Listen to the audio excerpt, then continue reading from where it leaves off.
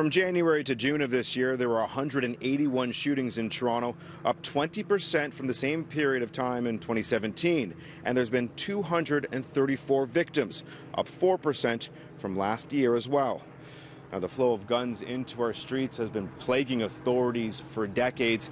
Just steps from where those bullet holes pierced the fence in the Scarborough community. You can see here there's an area where kids will play hopscotch. You've got an area for Foursquared, a basketball net, and of course the playground where two young sisters were shot by stray bullets last night. Now, today I sat down with a reformed gang leader. He says the number of guns likely coming into Toronto every year or two is in the thousands. Feel the bullet right here. There's the entry room. Oh, the bullet's still in there. Still in there. Wow, and that's the entry room right there? Yeah. This happened when I was maybe, what, 17, 18? What were you doing the day you were shot? Oh, boy. I don't really want to talk about that. It was a bad day. But obviously I was engaged in criminal activity. Through the 90s, Marcell Wilson, who everyone knows as Junior, was a gang member in the West End of Toronto, known as Swanty Mews, on the doorstep of Parkdale.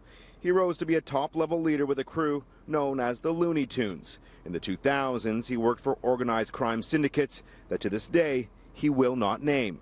When it comes to guns, Junior says his gang brought hundreds into the streets of Toronto from south of the border, and they trade Canadian drugs for American steel. You said the majority of times it was the Americans coming up here with the guns. Mm-hmm. You guys would trade the drugs. Yep. They'd go back with the drugs. You guys got your guns. That's pretty much how it worked.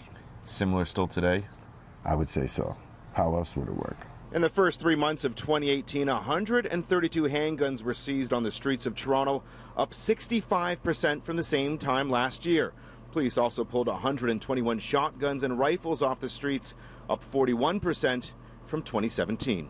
I don't see the popularity dying down. I don't believe we'll turn like the Americans were, like, automatic rifles, because they're harder to access. But if we had access, I believe that would be the gun of choice. And when someone does have a weapon like that, something that is of an automatic capability, that's a closely guarded gun, I would imagine. Oh, it's gold, absolutely, because it gives you power. Junior refers to himself as a former. He now works with other formers with the Against Violence Extremism Network, part of a group of grassroots organizations battling hate and extremism. Junior now travels the world and talks to extremists, gang members, even child soldiers. The guns are are they hidden in certain places around neighborhoods, under the trash can, under the car? Is there, are they placed in certain spots should you need a weapon? Okay, I speak again for me and my community at the time. That's exactly how we did it. They're the community weapons, right? We had our personal weapons, but then there was community weapons where they were set up strategically so that if something happened, anyone could have easy access. Junior adds the current state of gun culture plaguing our city is worse than anything he could have ever imagined, even at the height of his time at the top of the game.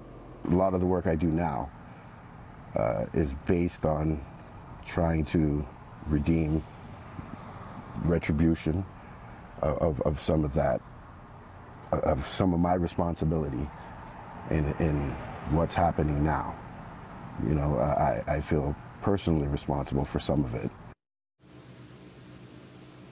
Junior adds that the careless nature in which civilians are being shot today shows that there's no organized structure to the street gangs of modern-day Toronto. He also says one way that we could fix the problem is reopening and adding to child services in at-risk communities, things like community centers, after-school programs. He says they might sound small, but they would have a big impact.